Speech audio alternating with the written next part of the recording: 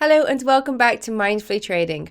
In this video, I'm going to share with you a walkthrough of my trading week. I am currently trading my prop firm challenge account, and that is for the high stakes program by the prop firm, the 5%ers.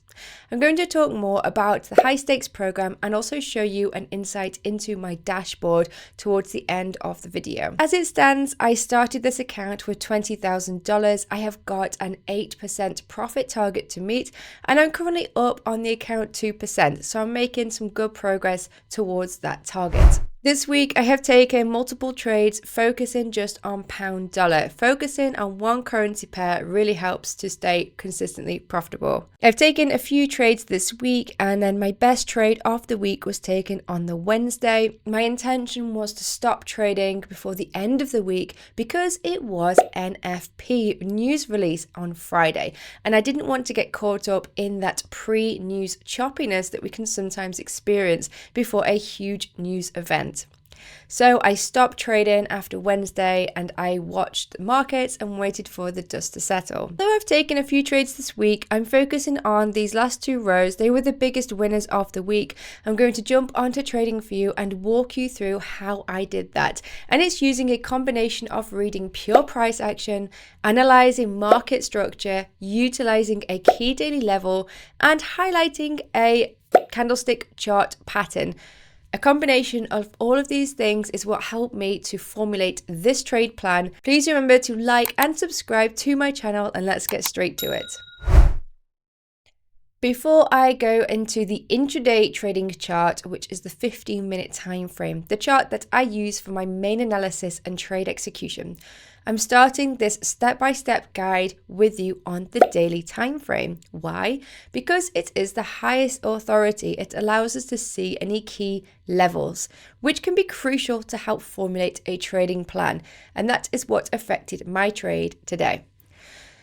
So you may see I have drawn this horizontal line here. I'm going to do that again. And that's because we have this obvious peak right here on the daily time frame. If I make the candlesticks a little bit shorter, we can see that we got some consolidation coming up. Price hit this point here. We had a big pullback. We came up, we did hit and close above it. We came back down, and price is basically been consolidating around this level. We respected it here, closing just above. We broke this level here. We got a retest above it and closed below. And then currently we have been trading above this level once again. In recent price action, last Friday, price dropped and closed below this key level, but this week we have pushed up and closed above this key level. So I am certainly watching this level because it acts like a magnet for price to be drawn to. I also have this box drawn out that is from using the Fibonacci retracement tool from the previous daily pullback here using the bodies only. It gives me these three areas of optimum trade entry. This is just an area that I am observing for a reaction from, which may produce a short, but it's not set in stone yet. And the other thing I'm interested in on the daily is the fact that Friday, Monday and Tuesday, we have been gradually pushing up, but they're very small candlestick bodies. The trend is still down, but we are experiencing a pullback. So this isn't exactly a strong biased market. We're not in a strong downtrend or uptrend. We're during a period of consolidation, which means that I generally try to look for more areas of confluence to get into a trade, because the risk is a little bit higher. Here I am on the 15-minute time frame. Now I've zoomed out so that we can see a little bit of last week's data. We've got some of Thursday's data here, Friday's, Monday and Tuesday, which is the day that I placed my trade. The first thing that I always like to do when I reach the 15 minutes is clarify market structure. So we can just look at the most obvious points. I'm going to go from the fact that we were coming down here, we made a little low here, a pullback here, and within this leg, you can see a series of short pullbacks, but I'm going to just mark the entire leg right to the bottom. Into Friday, we actually had quite a big pullback back up here, making little pullbacks along the way. But the most important thing to note moving on into Monday is that price closed just below this fib structure from the daily, and it didn't break Thursday's lower high, which is a key structural level.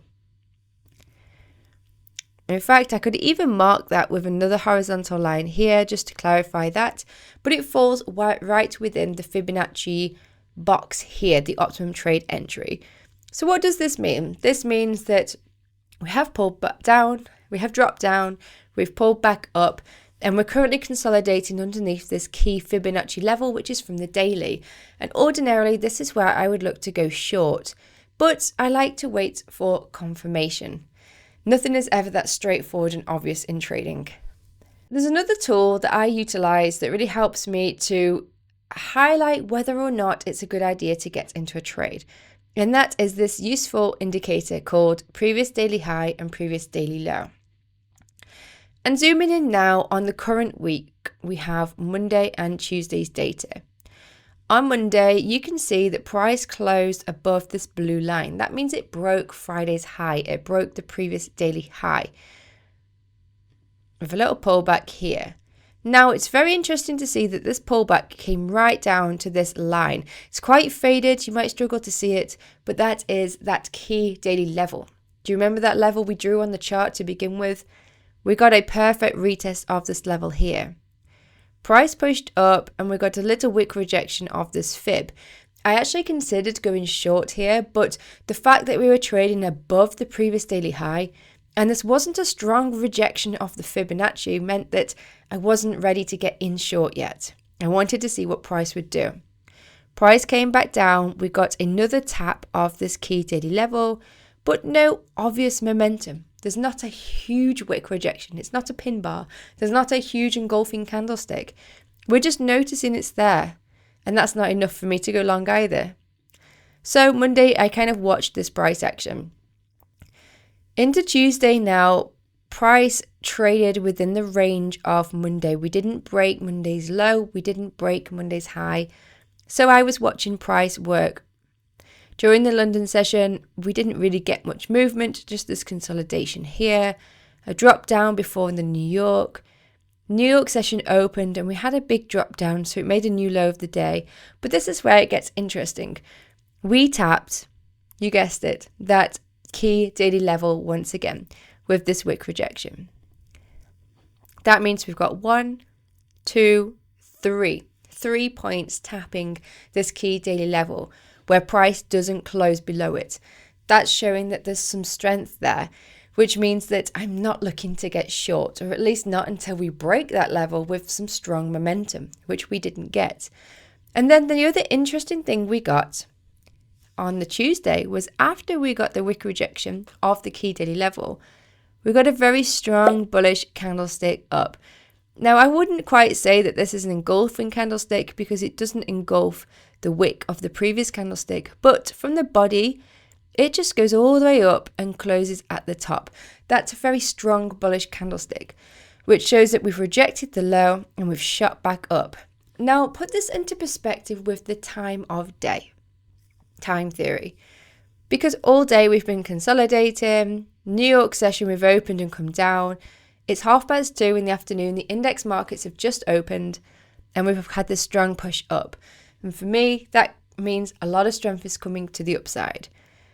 Obviously, there's a chance we could find some strength here for the downside and turn again, but we didn't get that. We got a little wick rejection. But this next candlestick is what's very interesting. We got a very strong wick rejecting the lows. Once I saw this pattern, I actually got in at this level here. Now, this is quite high for this entry. I got in quite high in this move, but I've seen this pattern quite a lot. It's almost like a V.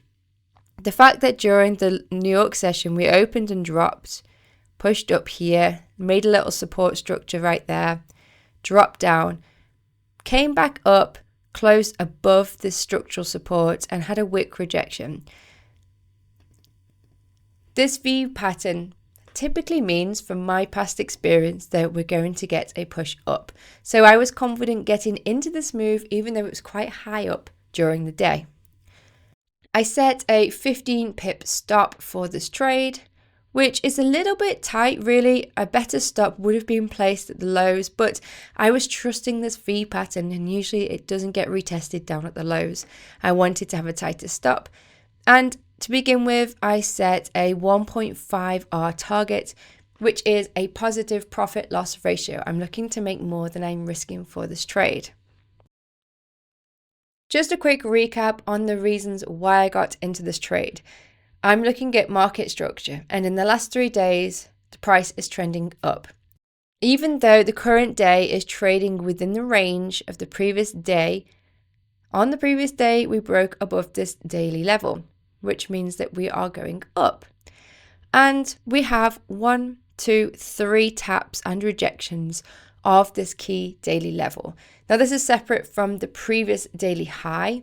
This is a key daily level. This is a support and a resistance. It's a pivot level because it has been a support and it has been a resistance. So this is a key daily pivot level. And we've got this triple bottom pattern. So I've got a candlestick pattern at a key daily level. So those are my 3 reasons why I got into this trade. Also combined with the fact that during the time theory, the time period during the end of the New York session, we've got some momentum coming in. Momentum is very important in trading. You also want to look for momentum. Those are the reasons I got into this trade. And here is how it played out.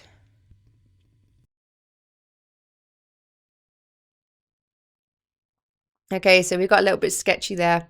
Although we got a push up, it came very close to my first target. I actually ended up holding this overnight during the Asian session. And at one point, it came quite close to my stop, but my stop held.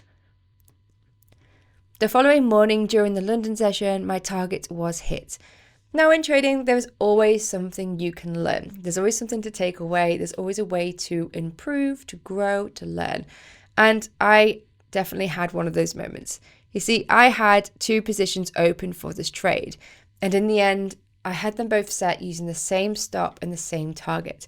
And where I faltered, I could have certainly extended my target because in the end, price moved 5 times what I was risking for this trade. So I had a lot more potential to profit than I actually capitalized on. But as a pregnant mother of 2 who has a very busy lifestyle, I am content to just make what I did from this trade and to be green on my account.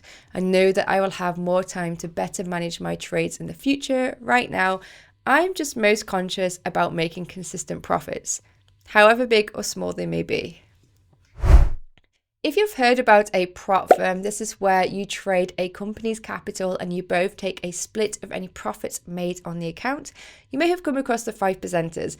I've certainly talked about them a lot in my past videos because I've been working with them for years now, and I am currently enrolled in their high stakes program. I've not passed the challenge just yet. I only signed up just over a week ago, but I am starting with their $20,000 account size.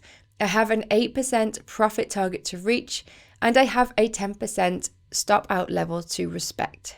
At the moment, I am currently up $400 on the account, which works out around about 2% on the account. But considering that I am risking 0.5% per trade, this is a very positive start for me. As I get up to over 5% on the account in profit, I will feel more comfortable risking more position size per trade, which hopefully will mean that I will profit more quickly. But for now, I am taking this slow and steady approach, building a profit cushion, a buffer on my account. I'm not in any rush. One of the best things about this program is that they have a 0 time limit. You can take as long as you need to pass the program, as long as you stay active. You may notice that I have literally just been trading pound dollar. Don't get me wrong, I have had an experience of trading so many different assets and markets in my time. But when it comes to intraday trading, I like to focus on just pound dollar, especially because I have such a busy lifestyle. It helps me to stay focused and it helps me to stay consistently profitable. If you're thinking of having a go yourself with a prop firm, I definitely recommend the 5%ers. They have some different programs available and they have a lot of support as well. Within their dashboard, you can access videos on demand, which has lots of useful content. It helps you to really fill any gaps in your knowledge and maybe learn something new along the way. If you want some more information, I do have a link below in the description. Meanwhile, if you've enjoyed this video, do let me know by hitting the like button. Don't forget to subscribe to my channel. Thank you so much for watching and I'll catch you in my next video. Bye!